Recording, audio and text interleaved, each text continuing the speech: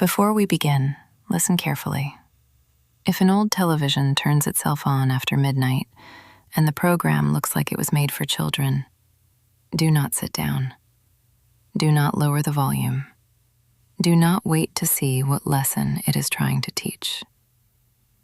Welcome back to Midnight Echo Radio. I'm Seraphine Corven.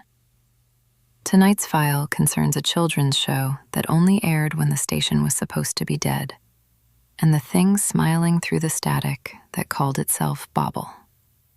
Settle in, and if you hear applause coming from another room, let the room stay closed. The first report did not come from a research facility. It came from a mother in Ohio who thought her son had learned a new word from a cartoon. He was 6. He liked cereal without milk, plastic dinosaurs, and waking his parents before sunrise because the house was too quiet. On a Tuesday morning in October, he sat at the kitchen table and arranged his toast into 4 small squares. Then he pressed the knife flat against the plate and said, in the careful way children repeat things they do not understand, "Bobble says the body is just a costume." His mother asked him what that meant. He smiled without looking up. "Bobble says we can take it off if we know where to start." That was the first sentence recorded in the file. Not the first incident, only the first sentence someone thought to write down. The mother later told investigators that the television had been on when she came downstairs. Not loud, just a thin gray buzz from the living room, the kind older sets made when a channel was receiving almost nothing. Her son had been sitting cross-legged on the carpet, with his face lit blue-white by static. She remembered the clock because she had checked it while walking past the microwave. 12:43 a.m. No cable box was active. No streaming device was attached. The remote was on top of the refrigerator, where she had put it after he stayed up too late the night before. On the screen was a cartoon clown in a striped suit, standing in an empty painted field beneath a yellow paper sun. The program was titled Bobble the Clown. It looked cheap. Flat colors, warped music, a laugh track that arrived half a second late, as if the audience had to be reminded when to react. The clown had no supporting cast, only Bobble. Bobble would announce a lesson, perform it cheerfully, and ask the children watching to practice along at home. The mother said she only watched for a few seconds before the picture collapsed into static.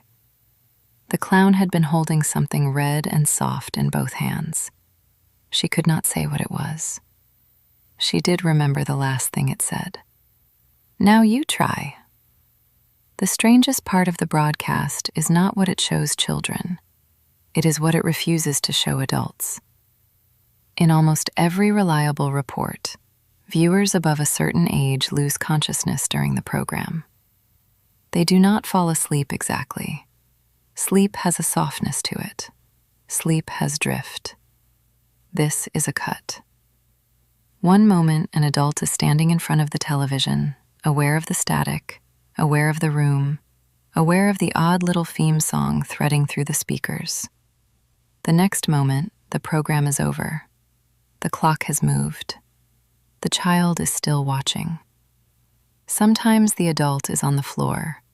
Sometimes they are standing in the same position, one hand lifted toward the power button, as if their body paused while something else used the minutes. Early investigators tried cameras. They placed a television in a locked room, routed the signal through recording equipment, and sat 3 researchers behind the glass. The test began at 12:01 a.m. with ordinary static.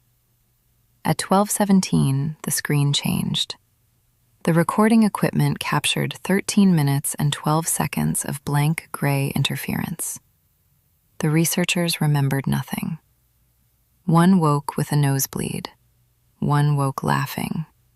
The third woke with both hands pressed over his ears, repeating, "It is not for us. It is not for us. It is not for us." In the observation room, A 9-year-old test subject who had been instructed only to describe what he saw gave a full account. Bobble had taught him how to make a friend stay quiet. Not how to ask, how to make. When asked if the lesson was scary, the child looked confused. "No," he said. "It was funny. The laughing people said so." That phrase appears in several transcripts. The laughing people. Not audience, not laugh track. People. Children hear them as people. No two episodes are quite the same. That is one of the reasons containment remained difficult. It was not a tape that could be seized, not a single file that could be deleted. It was a program that appeared to generate itself from whatever cruelty had recently learned to wear bright colors. There was an episode about sharing. Bobble explained that sharing meant taking one body and making it belong to everyone in the room. There was an episode about manners.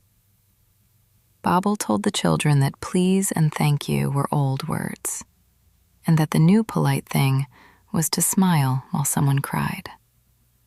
There was an episode about pets. The written summary contains 3 blacked-out lines, followed by the note, "Subject asked if the family dog could be made into a puppet before breakfast." There was an episode about counting. Bobble counted fingers, then teeth, then places where a small person could hide a small bone. After that broadcast, a child in the test group was able to identify all the weak points in an adult human hand with no previous instruction. He demonstrated on a doll. The doll was not enough. The children never described the show as frightening. That may be the true mechanism. Fear warns the body to step away. Disgust warns the body not to touch. But humor invites repetition. A lesson wrapped in laughter can enter the mind without leaving fingerprints. Bobble never orders.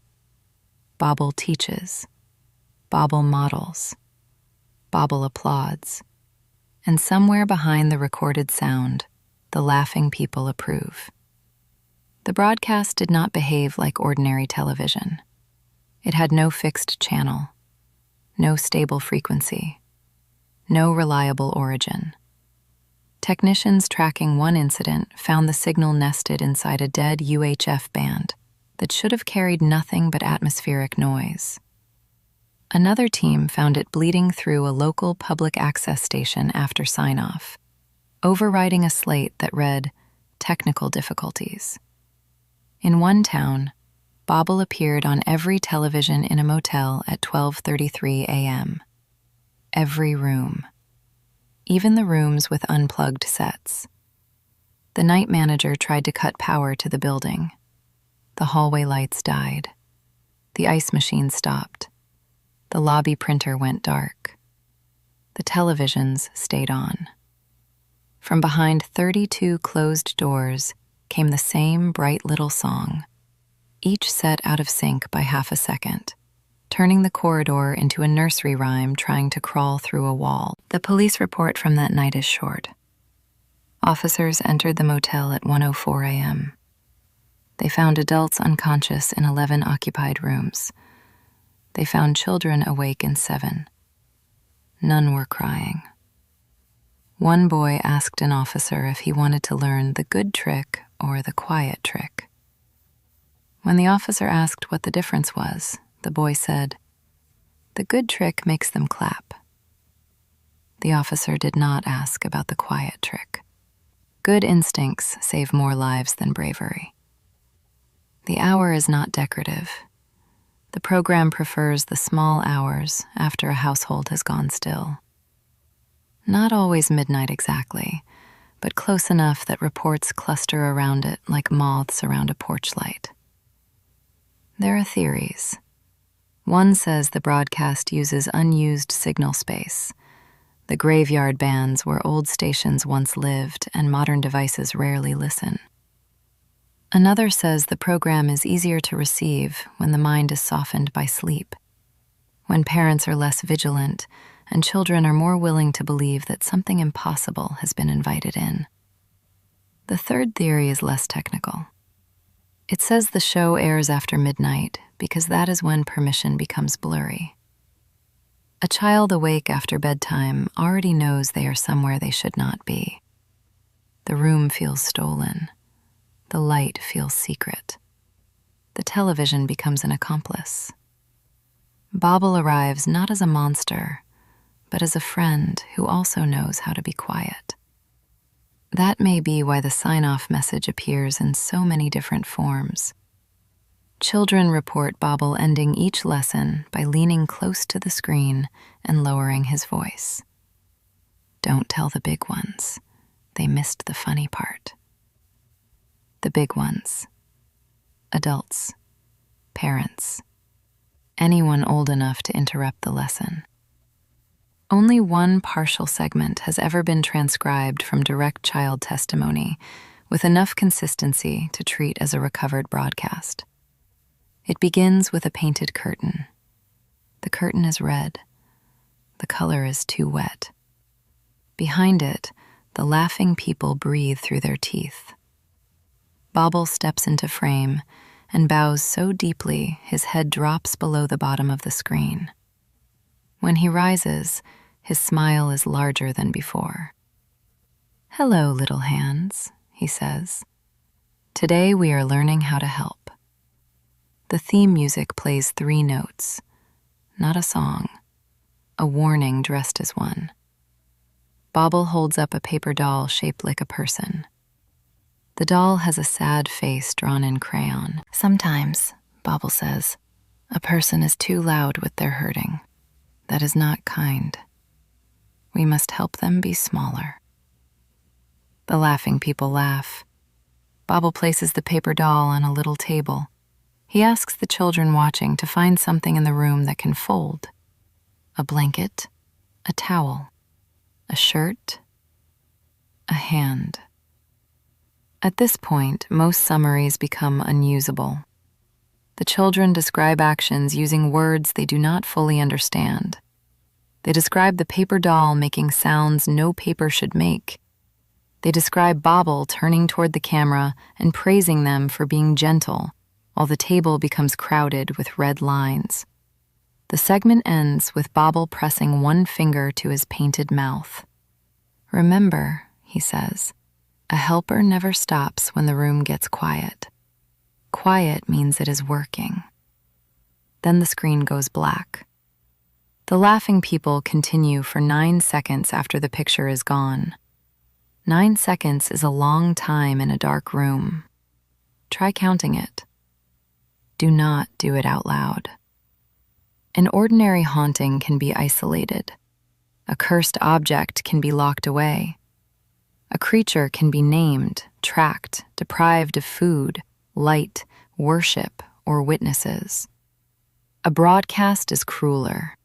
It does not need a body. It does not need a door. It arrives by pretending the infrastructure belongs to it.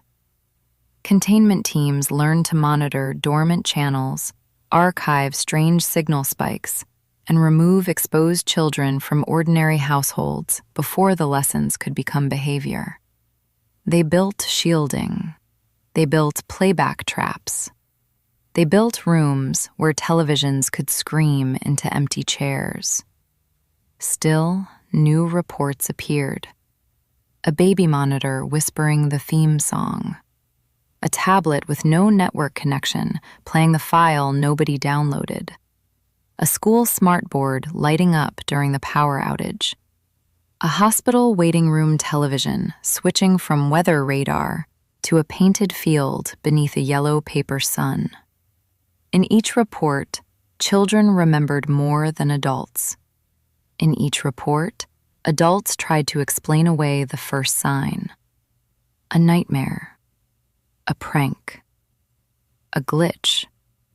A child repeating something from the internet. But the first sign is often not the broadcast. It is the lesson afterward. A strange sentence at breakfast. A drawing with too many joints. By the time the adults notice the television, the lesson has already found a place to sit. There is no known public emergency instruction for a broadcast like this, so I will give you the private one. If a dormant screen turns on after midnight and you see a children's program you do not recognize, do not watch it to understand it. Do not record it with another device. Do not call your child into the room to ask if they have seen it before. Turn the screen away if you can do so without looking directly at it. Cut power at the breaker, not the remote. Speak calmly. Children imitate the emotional temperature of the room before they understand the danger inside it. If a child has already watched, do not interrogate them in front of the screen. Do not laugh at what they repeat. Do not punish them for describing the lesson. Remove them from the room. Write down the exact words, especially the ones that sound too adult.